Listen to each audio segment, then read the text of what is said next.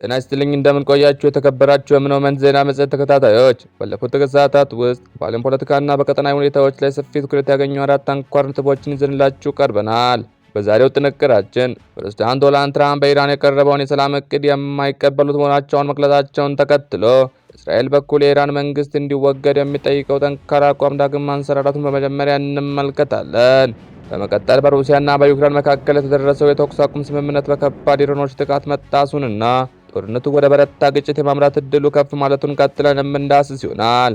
እንዲሁም በጋዛ ሰርጥ ያለው የፍርስራሽ ክምርና የፍሳሽ ማስወገድ ስርዓት ያስከተለውን የከፋ የወረርሽኝ ስጋትና በምስራቅ ኢየሩሳሌም ፍልስጤማውያን ቤታቸውን በገዛ እጃቸው እንዲያፈርሱ መገደዳቸውን በጥልቀት እንመለከታለን። በመጨረሻም በእስራኤልና በሊባኖስ መካከል ቀጥተኛ ወታደራዊ ድርድር ሊጀምር ጥቂት ጊዜያት ሲቀሩት የሂዝቦላ ድሮኖች በእስራኤል ይዞታዎች ላይ ከባድ ጥቃት መሰንዘራቸውንና ያስከተለውን ውጥረት በዝርዝር እንመለከታለን። መረጃዎችን የማቀርብላችሁ እኔ ምናሴ ነኝ። ፈጣን ገለልተኛና ታማኝ ሆኖ ዓለም አቀፍ ዜናዎችን የምናቀርብበት ምንወመንት የዩቲዩብ ቻናላችን ነው። በፖል መረጃዎችን በሰዓታት ልዩነት ለማግኘት ሰብስክራይብ ማድረግ ቤተሰብ ይሁኑ። ከተለያዩ ከታመኑ ምንጮች ያገኘናቸውን መረጃዎችን በማመዛዘን እውነተኛውን ዘገባ ብቻ ይዘንላችሁ ቀርበናል። እስከ መጨረሻው አብራችሁ እንድትቆዩ የአክብሮት ግብዣችን ነው። ወደ መጀመሪያው አቤት ጉዳይ ስንመጣ በመካከለኛው ምስራቅ ያለው ዲፕሎማሲያዊ ጥረት ሌላ መሰናክል ገጥሞታል።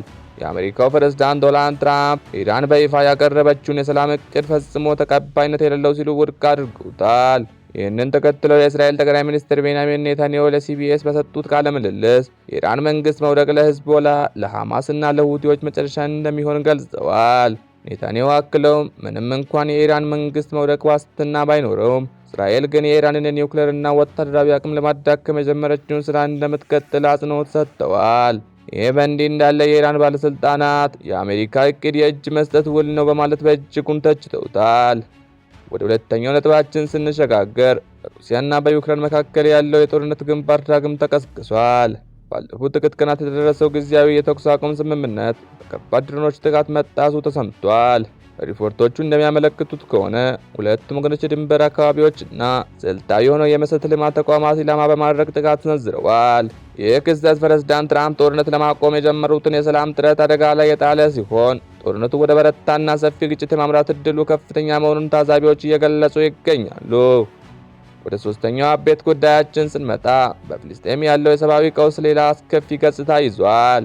በጋዛ ሰርጥ የቆሻሻ ክምርና የፍሳሽ ማስወገድ ስርዓት መፈራረስ የከፋ የወረርሽኝ ስጋት ፈጥሯል።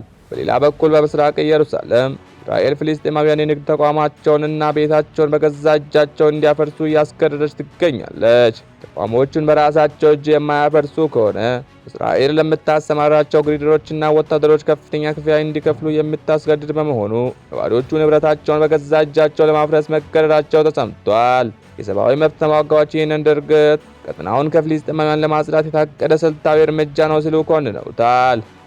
ወደ መጨረሻው ጉዳይ ስንመጣ በሊባኖስ ግንባር ያለው ውጥረት ዳግም በእጅጉን ስጋት ላይ ወድቋል። በእስራኤልና በሊባኖስ መካከል ቀጥተኛ ወታደራዊ ድርድር ሊጀመር በሚጠበቅበት በዚህ ወቅት ሂዝቦላ በእስራኤል ወታደራዊ ይዞታዎች ላይ ከባድ ድሮን ጥቃት ሰንዝሯል። በሌላ በኩል የእስራኤል ጦር ኢታማዦር ሹም በሰሜን ግንባር ምንም አይነት የተኩስ አቁም እንደሌለ ገልጸው ባለፉት ሰዓታት ብቻ እስራኤል በደቡብ ሊባኖስ ላይ ከ40 በላይ የአየር ጥቃቶችን መፈጸሟን አስታውቀዋል። ሂዝቦላ በበኩሉ ለእስራኤል ጥቃት ምላሽ በሚል በ13 የተለያዩ ቦታዎች ላይ የሚገኙ የእስራኤል ወታደራዊ አስተላለፎችን ኢላማ ማድረጉን በ24 ሰዓት መግለጫው አስታውቋል። ውድ የምንወመንት ቤተሰቦች በዛሬው ዜና መጽሔት ዝግጅታችን እነዚህን አቤት ጉዳዮች እንዳሰናል። በቀጣይ በሌላ አዲስ ዝግጅት እስከምንገናኝ ሰላምና ጤና በያላችሁበት ሁሉ